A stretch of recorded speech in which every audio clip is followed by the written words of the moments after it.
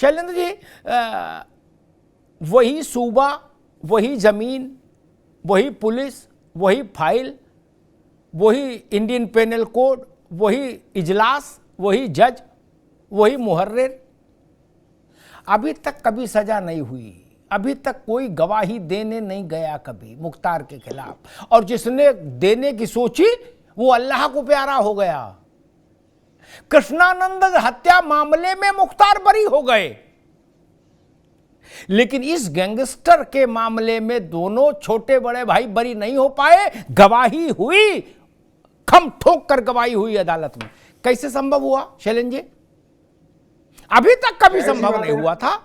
मुख्तार के पूरे आपराधिक जीवन में कभी ऐसा संभव ही नहीं हुआ। चलें जी। जी अमिताभ जी, ये अपने आप में बहुत ही सोचने वाला विषय है और बड़ा ही स्पष्ट है, इसमें कोई किंतु परंतु नहीं है जी। जब एक आम नागरिक किसी भी प्रदेश का, किसी भी मतलब देश का, जब चारों तरफ से उसकी उम्मीद टूट जाए तो उसकी उम्मीद एक ही रहती है, वो रहती है सरकार के ऊपर। और जिस तरह से पुलिसिंग इन्वेस्टिगेशन करती है, या फिर जो अपराधी जो अपराध करके उनके खिलाफ जो गवाह, उनको भी जिस तरह से मैनिपुलेट करके उनकी जो हत्या कराकर जिस तरह का भय का वातावरण उत्पन्न किया गया प्रदेश के अंदर। और एक कहावत बड़ी मशहूर हो गई थी कि यूपी और बिहार, मतलब पूरे देश के अंदर जो 28 राज्य और 8 केंद्र शासित प्रदेश हैं, उसमें से इसमें कोई इसको इनकार नहीं कर सकता कि इस तरह की छवि हो गई थी कि जब हम जो शिक्षा में थे, जब हम एजुकेशन में थे, जब हम जाते थे बाहर, जो है एज ए बैचलर जो है बाहर जाके अगर हम जो कोई कमरा वगैरह लेने का प्रयास करते थे तो भाई कहाँ से हो, यूपी से हो जो है, तो वो लोग सोचते थे कि इनको कमरा हम दें या नहीं दें। तो ये तो स्थिति थी, उनको वातावरण इस तरह का बन गया था कि नहीं, उत्तर प्रदेश और बिहार के लोग हैं तो जाहिर सी बात है कि वो अपराध से जो है उनका वो होगा, कहीं ना कहीं संलिप्तता होगी, इस तरह का वातावरण बन गया था। ये सब क्यों हुआ? इस सब को नियंत्रण करने का, इस सब के ऊपर जो है कार्रवाई करने की जिम्मेदारी किसकी है? जाहिर सी बात है कहीं ना कहीं प्रशासन की है, क्योंकि जो मौजूदा परिस्थिति में जो व्यवस्था है, व्यवस्था के अनुसार सबसे ज्यादा सर्वोपरि विधायिका है, उसके बाद फिर आपका जो है कार्यपालिका है और न्यायपालिका है। तो जाहिर सी बात है न्यायपालिका का रोल सबसे बाद में आता जी। पिछले वर्षों में जिस तरह से विधायिका के द्वारा एक मैलाफाइड इंटेंशन के द्वारा जिस तरह से कार्रवाई की जा रही थी, अब उसमें एक बुनियादी परिवर्तन दिखाई दे रहा है, जिसकी वजह से चाहे कार्यपालिका हो, जो तमाम ब्यूरोक्रेसी हो, या जो है जो समय रहते हुए जो इन्वेस्टिगेशन करके चीजों को जो है इंश्योर कर रही है, और न्यायालय जो है सबूतों के आधार पर अपना जो फैसला। ठीक तो ये बड़ा ही जो है बुनियादी बदलाव है। और ठीक है, दोबारा आते हैं शैलेंद्र भाई, दोबारा आते हैं आपके पास। अशोक यादव जी, मुख्तार के खिलाफ अव्वल तो मामला नहीं दर्ज हो, मामला गलती से दर्ज हो जाए, किसी अधिकारी ग्रह खराब हो, दर्ज कर ले तो जांच नहीं हो पाए, जांच हो जाए तो गवाह नहीं मिले, गवाह मिले तो गवाही नहीं दे, और गवाही दे दे तो जिंदा नहीं बचे। अब तक का ट्रेंड ये था। कृष्णानंद के मामले में 500 राउंड गोली चली, क्या आसपास के जिले वाले सुन लिए, इतने बम गोली चले, लेकिन न गवाहों ने कहा कि हमने कुछ नहीं देखा, कुछ नहीं सुना, दिन का मामला था, अंधेरे का नहीं। ठीक, एलएमजी खरीदी मुख्तार ने, सेना के से चोरी करवा के एक एलएमजी अपने पास रखना चाहता था। वो जिस एसपी ने पकड़ा, उससे इतनी नाराज हो गई सरकार कि आईजी बनारस, डीआईजी बनारस और वो एसपी तीनों एक ही रात में शंट कर दिए गए थे। यादव जी, उसी मुख्तार को खिलाफ गवाही हो गई, सबूत हो गए, सजा हो गई। ये बदलाव तो दिख रहा है यादव जी कि नहीं लोगों को? अमिताभ जी देखिए, ये ऐसा प्रदेश है उत्तर प्रदेश जी, बड़ा ऐतिहासिक प्रदेश है। यहाँ पे एक मुख्यमंत्री जिसके ऊपर 2.5 से ज्यादा दर्जन मुकदमे, संगीन मुकदमे, मुख्यमंत्री खुद अपने मुकदमे विड्रा कर लेते हैं, डिप्टी सीएम के मुकदमे विड्रा कर लिए जाते हैं। नहीं, तो मुख्तार वाला जो मैंने आपको बताया, अभी इस पर तो बताओ। अब फिर वही बात मैं पूछ रहा हूं, मुख्तार वाला जो मसला है, इससे पहले कभी मुख्तार के खिलाफ कार्रवाई क्यों नहीं हो पाई, ये मैं समझना चाह रहा था। देखिए अमिताभ जी, ये भारतीय जनता पार्टी का, जैसे 2019 का चुनाव, मैं थोड़ा पीछे जाऊंगा, 2019 का चुनाव जैसे पाकिस्तान के भरोसे, पुलवामा के भरोसे इन्होंने जीत लिया, ये नगर निकाय का चुनाव या अपकमिंग जो चुनाव आ रहा है, मुख्तार और अतीक के भरोसे जीतना चाहते हैं।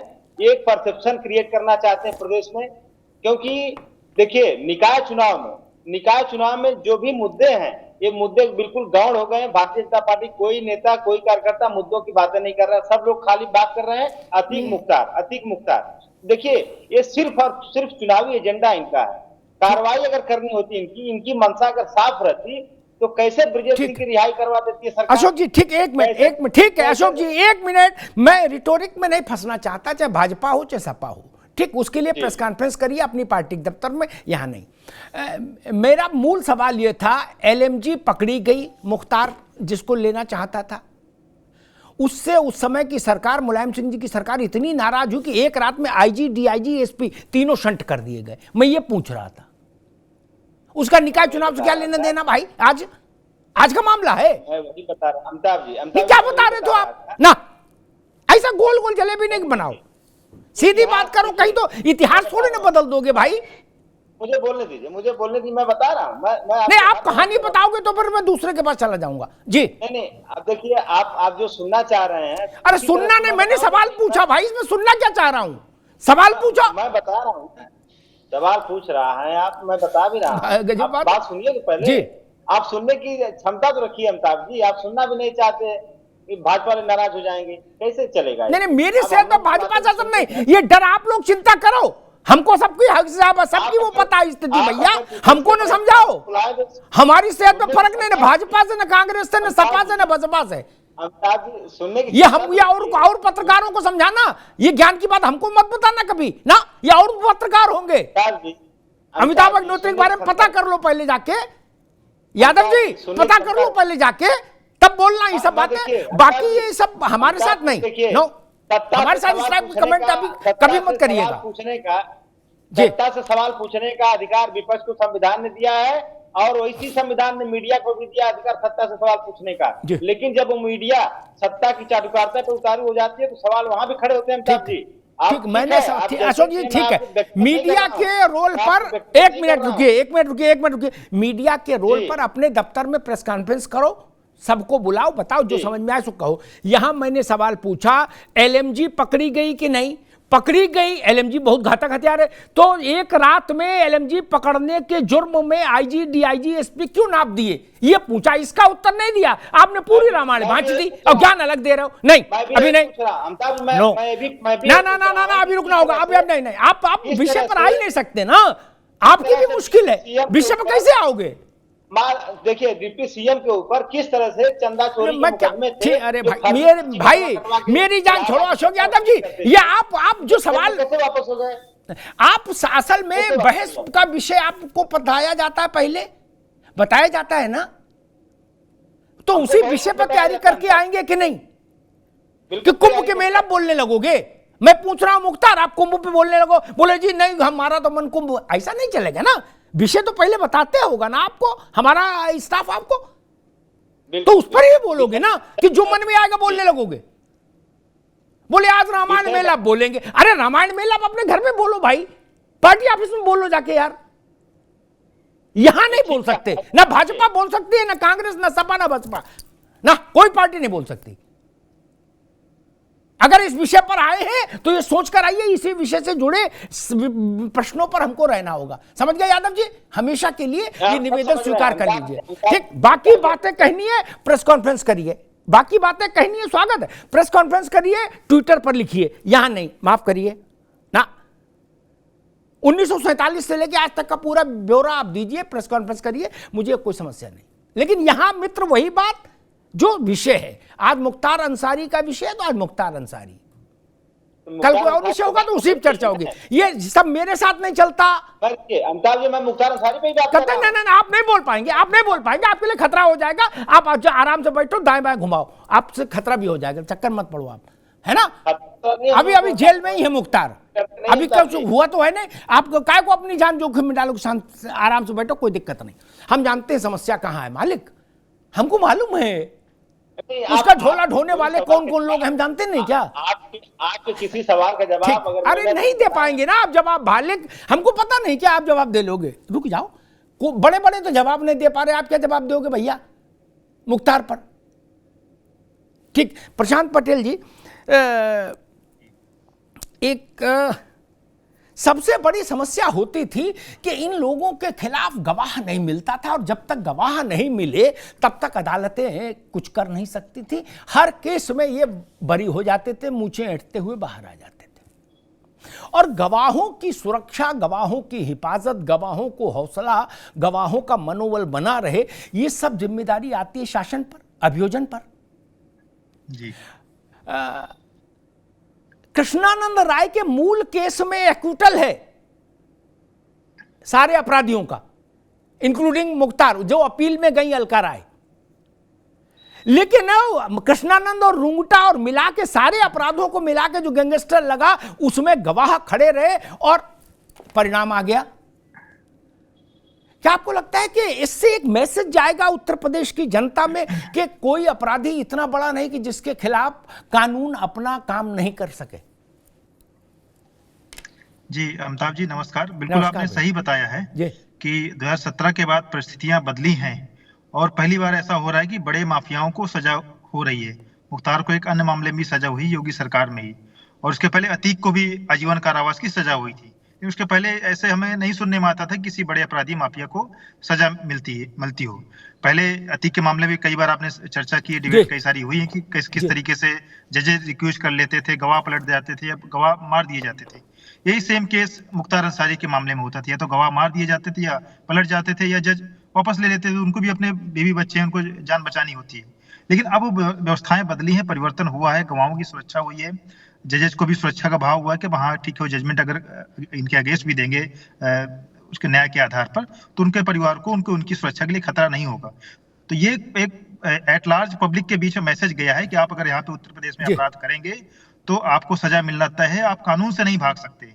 वही कानून, वही सब सारी चीजें पहले भी थी, वही कानून, कोर्ट, सारी व्यवस्थाएं आज भी हैं। लेकिन जो एक सत्ता का जो दबाव होता है, एक सत्ता का जो राजदंड उठा है, वो राजदंड मजबूत हुआ है 17 के बाद से। जनता ने जो हमें आशीर्वाद दिया है 17 और 22 में, उसका प्रभाव है कि इन लोगों को आज सजा मिल रही है।